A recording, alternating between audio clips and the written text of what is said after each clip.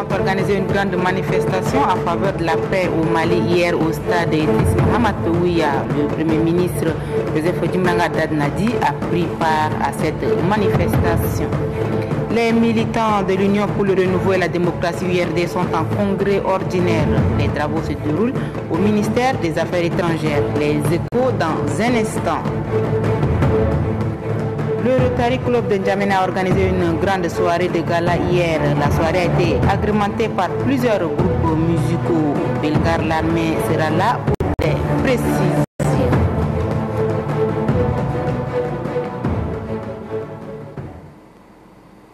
Voilà pour le sommaire, mesdames et messieurs. Bonsoir et merci de nous rejoindre dans ce journal. La grande manifestation panafricaine de solidarité avec le Mali pour la paix, organisée par les artistes tchadiens et ceux de quelques pays africains, a tenu sa promesse. Mobilisés au stade Omnisport Idriss Mohamed Ouya, les artistes ont d'abord rendu hommage aux voyants soldats tchadiens avant de réclamer la paix dans le monde et plus précisément au Mali. Le chef du gouvernement et quelques personnalités ont rehaussé de leur présence cette manifestation. Innocent Kilayou.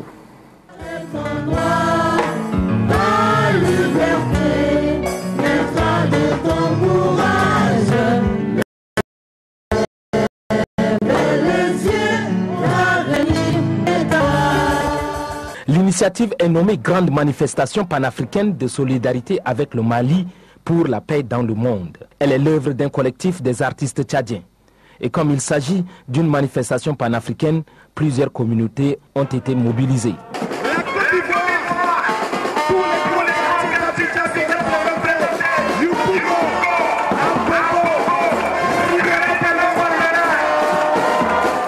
Les artistes très inspirés ont présenté un sketch sur l'intervention des forces armées tchadiennes d'intervention au Mali. Avancez! Feu! Attaquez! Feu!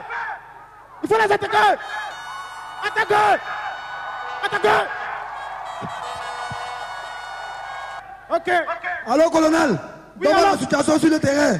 Oui, mon général, grâce à l'armée tchadienne, on vient de conquérir tout le territoire malien. Le sketch a été très apprécié par le ministre Rangarda Dadi ainsi que le ministre de la Défense Benaindo Tatola qui ont fait le déplacement du stade Idriss Mohamed Ouya pour nos Kindjedanou.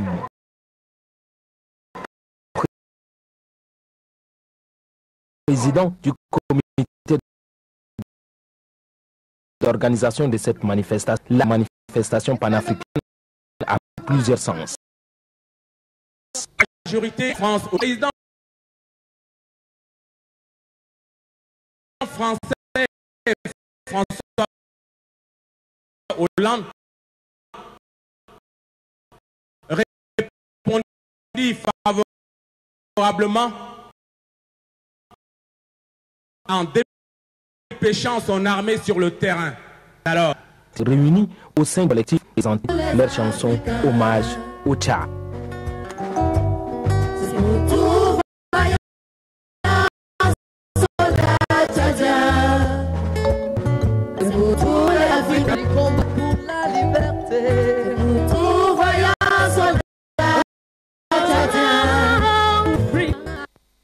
Juste après la chanson phare de cette manifestation hommage au Fatim, le Premier ministre Joseph Djimranga Dadnadi a dit ce qu'il pense au micro de Innocent Kilayou.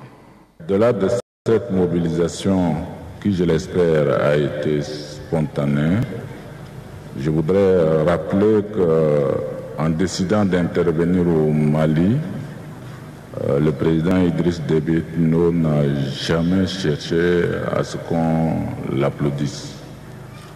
Il n'a jamais cherché à obtenir quoi que ce soit en récompense.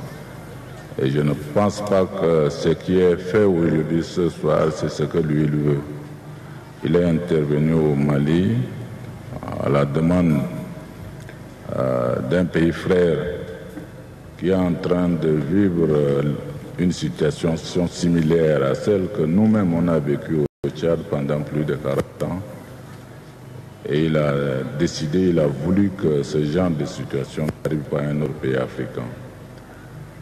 De la même manière, aujourd'hui, je crois que l'Afrique ne doit pas, au lieu de dire que le Tchad est un pays de bons guerriers, l'Afrique devait plutôt prendre cet exemple-là. Dès qu'un problème se pose quelque part, chacun doit apporter sa part de contribution pour que le problème soit réglé. Nous l'avons fait au Mali, nous le faisons en ce moment en République centrafricaine. Demain, ailleurs, si les mêmes situations se présentent, nous interviendrons. Donc nous ne cherchons pas un applaudissement, nous ne cherchons pas un adoubement, mais nous voulons dire aussi à tous ceux qui croient que l'Afrique est encore un ensemble de forêts avec des peuples dispersés, chez qui on peut venir comme ça avec une idéologie fumeuse et puis faire n'importe quoi à partir. C'était le cas avec l'esclavage, c'était le cas aussi avec la colonisation, c'était le cas à un moment donné avec la politique des blocs. Aujourd'hui, l'Afrique est en mesure de se prendre en charge grâce aux moyens modernes de communication qui font que les États sont devenus des petits villages. Dans ce domaine-là, je voudrais sincèrement dire aux frères qui ont défilé ce soir, qu'ils soient ivoiriens, burkinabés, maliens, ghanéens, et j'en ai certainement oublié d'autres qui m'expliquent, qui sont chez eux. Et que ce que nous sommes en train de faire au Mali, nous le ferons nécessairement dans d'autres pays. Donc, notre ennemi, c'est le sous-développement, notre ennemi, c'est l'obscurantisme, souvent sous fond de divergences religieuses. Ces ennemis-là que nous devons combattre désormais, non pas des questions liées à des idéologies ou bien à des frontières que nous avons hérité de la colonisation et qui font que d'une zone à une autre, il y a un État où il y a un autre. Ce qui est important pour nous aujourd'hui en Afrique, c'est de nous mettre ensemble, de jouer le jeu de la solidarité. Et chaque fois que pour le Tchad, le problème se pose, le président Idriss Déby interviendra. Voilà ce message personnel que je voulais apporter avec l'autorisation du président de la République qui m'a mandaté. Et en même temps aussi remercier les artistes pour leur chanson, je crois qu'il restera pour l'immortalisation de notre action au Mali. Les Fatim poursuivent désormais leur mission dans la région de Kidal. Kidal est en effet la troisième ville conquise des mains des terroristes il y a 2 mois environ. Nous vous l'avions dit hier, une équipe de Télé-Tchad qui suit les Fatim nous a envoyé ce reportage exclusif. Ramat Bourma, Kamaladine Ousmane et Ahmad Makaila. Reportage. Après le travail de nettoyage dans les massifs du Takarkar, les forces armées tchadiennes d'intervention au Mali, les Fatim, redescendent plus au sud. Les Fatim sont en récupération pour utiliser un langage tout à la fois militaire et sportif. Ici, à Kidal, les soldats tchadiens campent dans une caserne de l'armée malienne, l'une des plus grandes au Nord Mali. Le camp du 72e régiment d'infanterie de l'armée, la RIR, tient sur 18 km à la ronde. Il faut dire que l'État malien a vu grand. Le dispositif de sécurité sur le camp est réglé au millimètre près. C'est ici, aux abords de ce camp, qu'un kamikaze s'est fait exploser il y a 1 mois. Le danger est donc permanent.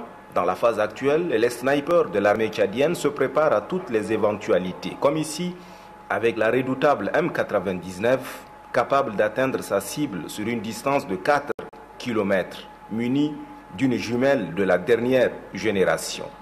Expliquez-nous, qu'est-ce qui se passe ici? C'est quoi ce poste? Oui, ici, c'est la brigade prévôtale qui est installée ici depuis qu'on est arrivé. Donc, ce sont eux qui contrôlent tous qui sortent de la ville et puis tous ceux qui entrent. D'accord. Voilà. Et le MNLA, qu'est-ce qu'il fait? Oui, il contrôle les civils et puis pour eux, c'est un peu différent que nous. Oui. Voilà, nous, on a nos limites, on va contrôler, peut-être eux aussi, ils vont contrôler d'autre part. La vie dans le camp est presque ordinaire. Tous les jours, c'est le même rituel. Il faut faire les bagages comme si on voyageait alors qu'il n'en est rien. Disposés en groupe et en secteur, les Elmas de Fatim ne chôment pas.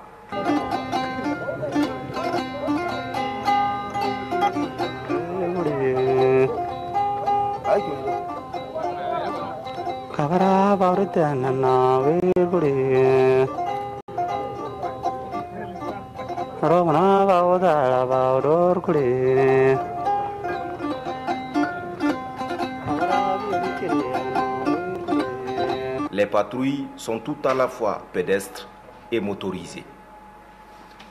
La nuit tombe sur Kidal, nous sommes près de 20 heures en heure locale. Les forces armées tchadiennes campent ici dans un ancien camp de l'armée malienne. Les nuits ici sont courtes et fraîches et tranchent singulièrement avec la canicule de la journée, près de 40 à 49 degrés à l'ombre. La sécurité et la sérénité se rétablissent progressivement dans la région de l'Adrar des Ifogas. Les Fatim sont chargés de la sécurisation de tout le corridor allant de Gao à Kidal. Nous retrouvons nos envoyés spéciaux Ramat Bourma, Kamaladine Ousmane et Ahmad Makaila. Nous sommes à Kidal, la cité martyre, 2 mois après notre premier passage ici au chef-lieu de la région de l'Adrar des Ifogas. Kidal renaît de ses cendres. La ville retrouve timidement son animation.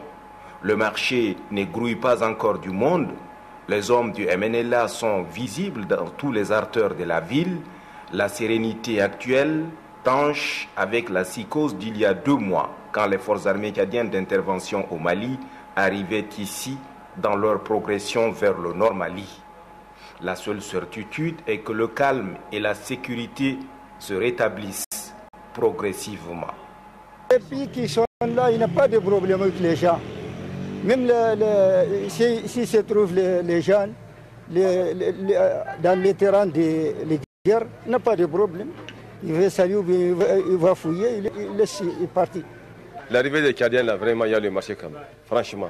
Vraiment, on les remercie très bien. Hein? On est fiers de eux. Les classes sont fermées depuis les coups d'État. C'est dur, hein?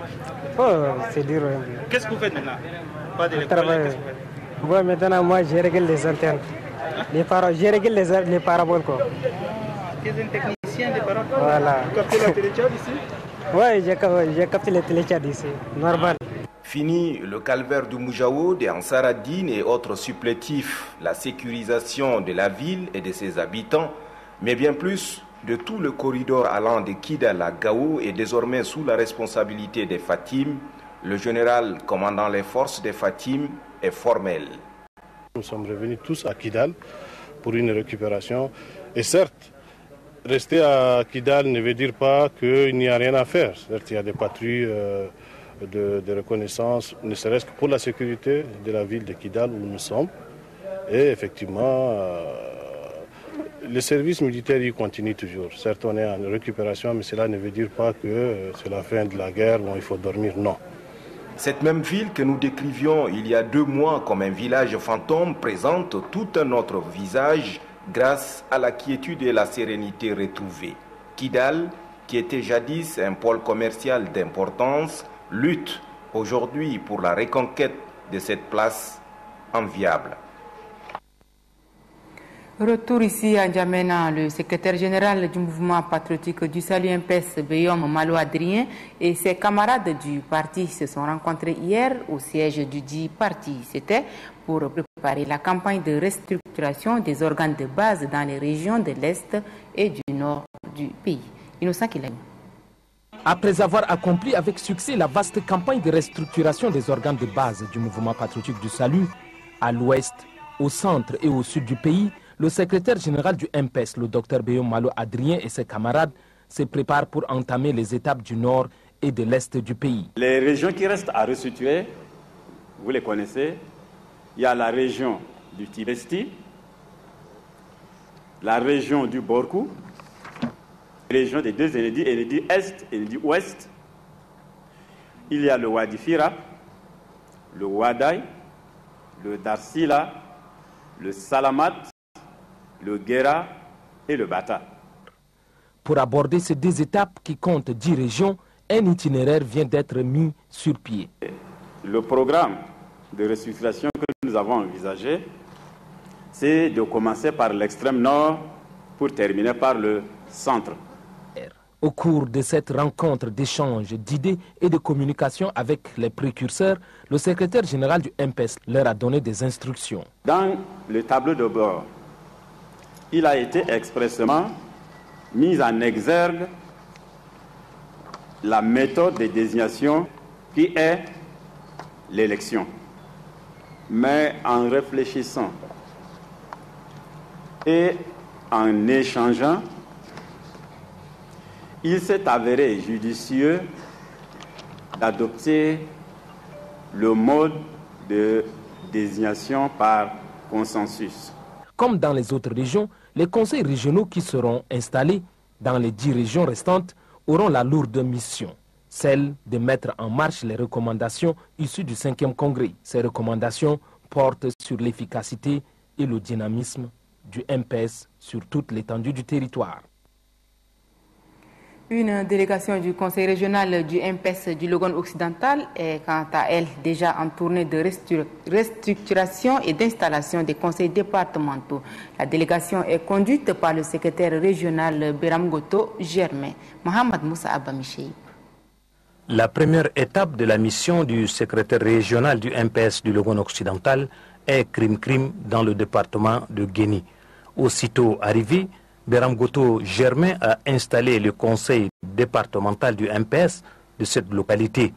Composé de 19 membres, ce conseil est dirigé par le secrétaire départemental Baïsibé Eloi. Installant officiellement l'équipe, le secrétaire régional du MPS, Beram Goto Germain, s'est félicité du consensus qui a prévalu dans la désignation des membres du bureau du conseil départemental de Guéni.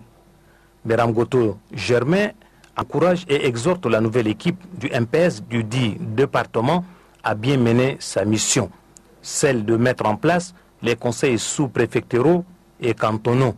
Il invite le conseil départemental à mobiliser les militants pour les échéances électorales et le recensement biométrique prévu en 2014. De Krim, la délégation a mis le cap sur Dodje, où le conseil départemental du MPS a été installé. Le nouveau bureau a pour secrétaire l'Alnoji Philomon. Là aussi, le secrétaire régional exhorte l'équipe de l'Alnoji Philomon à se mettre au travail pour le triomphe des idéaux du parti, cher au président fondateur du MPS, Idriss Déby Itno. Politique toujours, les militants du parti Union pour le Renouveau et la démocratie URD sont en congrès ordinaire depuis hier au ministère des Affaires étrangères. Ce 3e congrès est placé sous le thème « Consolider les acquis et l'unité du parti ». Au sorti des travaux, un nouveau président sera élu. Loubadombaï Talomadi. Sortons beaucoup nombreux, votons l'URD pour la paix définitive. C'est par l'hymne du parti que les activités du 3e congrès ordinaire de l'URD ont été officiellement lancées sous le thème « Consolidation des acquis et l'unité du parti ». Le président du comité d'organisation, Réoui Jean-Baptiste, rappelle aux militants que c'est l'occasion de porter haut le flambeau du parti. Selon lui, le président fondateur, Wadal Abdelkader Kamougé, décédé le 9 mai 2011, a laissé une mission, celle de la restauration de la vraie démocratie au Tchad. Le conseiller régional Najdlengar Ba André se félicite de la tenue de ce congrès qui, selon lui, va permettre de bâtir un plan d'action pour l'émergence de l'URD. Il invite les militants à l'union et à la collaboration afin d'affronter les prochaines élections à venir. Du côté du président par intérim, la tenue de ce congrès vient démentir les propos des oiseaux de mauvais augure qui pensaient à la disparition du parti après la mort de son leader. Nous devrons travailler main dans la main dans le respect des intérêts de tout un chacun pour les victoires encore plus éclatantes. Mais pour paraphraser le général Kamougé, l'URD est trop lourd pour être un satellite de n'importe qui. Oui, une franche collaboration, mais non à une situation de compromission. Le président d'en ajouter que de son vivant, le lion s'est battu pour la justice, l'égalité et la paix. Beaucoup de Tchadiens reconnaissent en lui ses valeurs et ses vertus. C'est la vision de ce congrès afin de décortiquer la situation sociopolitique du pays et y proposer des solutions idoines. Il se tient depuis ce matin dans la capitale tchadienne la 48e session ordinaire du Conseil des ministres du SILS. Les ministres des pays membres du SILS vont passer au pain fin le rapport final du comité dont les travaux ont pris fin ce jour. Grangacham Irima. Les 15 ministres du SILS planchent sur les résultats des travaux des experts du comité régional de programmation et de suivi, CPRS. Ces dossiers portent essentiellement sur la stratégie de communication du système SILS, la construction d'un dispositif organisationnel des ressources humaines et le nouvel outil gestion des ressources humaines du SILS. Il est aussi prévu l'adoption de la deuxième convention révisée du SILS pour signature et l'information sur les nouveaux programmes en développement du SILS. La participation des pays de l'Afrique de l'Ouest, à savoir la Côte d'Ivoire, le Bénin et le Togo, est appréciée par les instances supérieures du SILS. La synergie qui s'intensifie avec les institutions sous-régionales d'intégration comme la CEDEAO, l'UMOA, a abouti à de nouvelles initiatives porteuses d'espoir. Ce sont, entre autres, l'Alliance globale pour l'initiative Résilience Sahel et Afrique de l'Ouest, AG, lancée en décembre 2012 à Ouagadougou, sous le copilotage politique des commissions de la CEDEAO et de l'UMOA, avec l'appui technique du SILS et de l'Afrique de l'Ouest. Cette alliance vise à promouvoir une plus grande résilience des populations vulnérables en fédérant les réponses à l'urgence sous l'impulsion de l'Union européenne. Pour le ministre de l'Agriculture et de l'Irrigation, la 48e session ordinaire du Conseil des ministres traduit la volonté des États membres de lutter pour la protection et la préservation de la faune et de la flore dans l'espace SILS. La 48e session ordinaire du Conseil des ministres se penchera sur des questions de grande importance dont le lieu et la date de la prochaine conférence au sommet des chefs d'État et du gouvernement, l'application de la feuille de route adoptée pour le rapprochement institutionnel SILS-CEDEAO. En tant que ministre de tutelle du SILS, je vous invite à examiner toutes ces questions avec la plus grande attention afin de faire des propositions pertinentes au prochain sommet des chefs d'État. Pour les partenaires, l'année 2012 a mis en évidence les difficultés dans l'exécution budgétaire des activités planifiées par le SILS, notamment les insuffisances dans la performance organisationnelle de l'institution.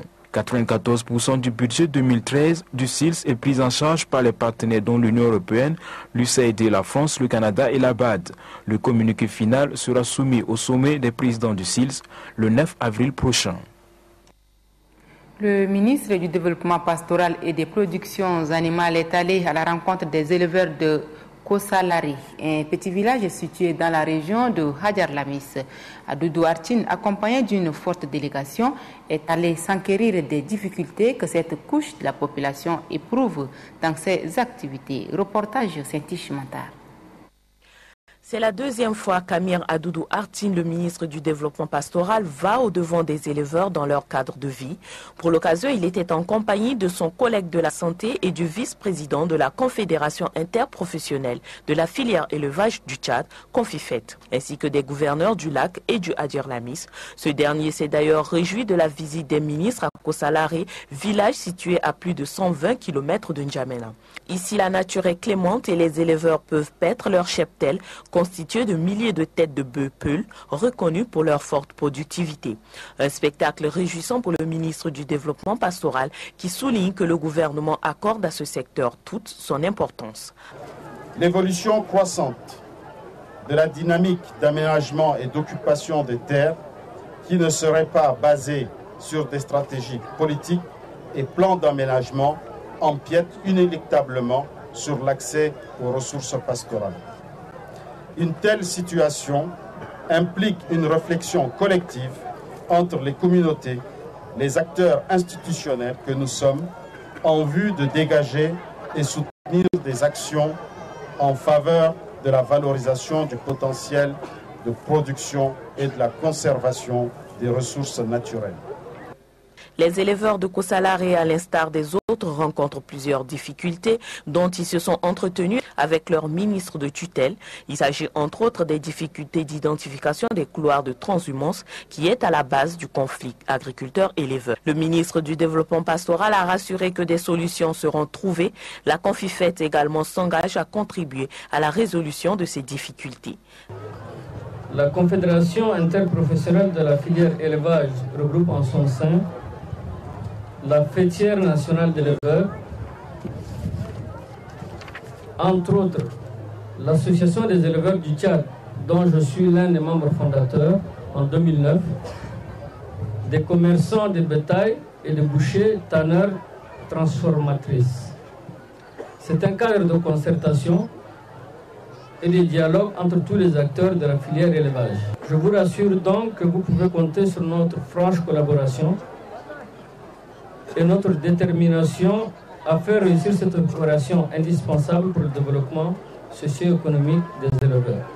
Outre l'élevage, la visite des ministres à Kosalare a permis de sensibiliser les éleveurs sur la nécessité de scolariser leurs enfants. Les éleveurs ont remercié leur hôte avec des démonstrations de danse folklorique.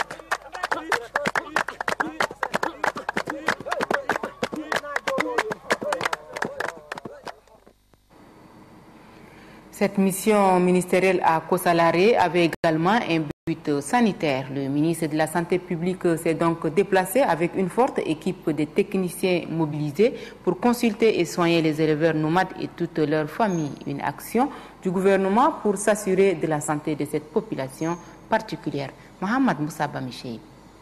C'est une opération d'envergure pour les habitants de Kosalare qui ne disposent pas d'hôpitaux. Les médecins, infirmiers et sages-femmes viennent à leur rencontre. Toutes les couches de cette population nomade sont concernées. Les femmes enceintes sont prises en charge par les sages-femmes pour leur consultation prénatale. Les enfants reçoivent les précieuses gouttes de vaccin contre la poliomyélite. Pour les personnes âgées, le programme de lutte contre la cécité ausculte.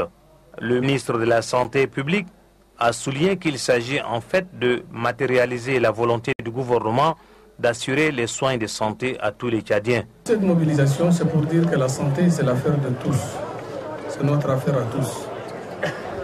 Et que vous, population éleveurs et nomades, vous êtes une frange de la population qui a besoin de ce service.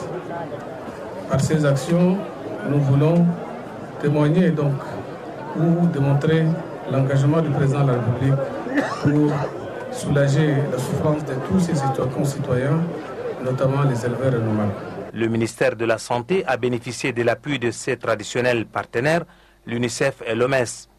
L'équipe mobilisée à Kosalare restera sur place pendant 5 jours pour poursuivre les consultations et la vaccination. Et puis cette triste nouvelle qui vient juste de nous parvenir, décès cet après-midi des suites d'un accident de circulation de notre confrère Eliakim Vanambil Dogbale. Il était vice-président de l'Union des journalistes tchadiens UJT, président du comité de gestion de la maison des médias et attaché de presse au Conseil économique. Nos sincères condoléances à la presse tchadienne et à sa famille. Et sur cette triste nouvelle que s'achève cette édition. Merci de l'avoir suivi.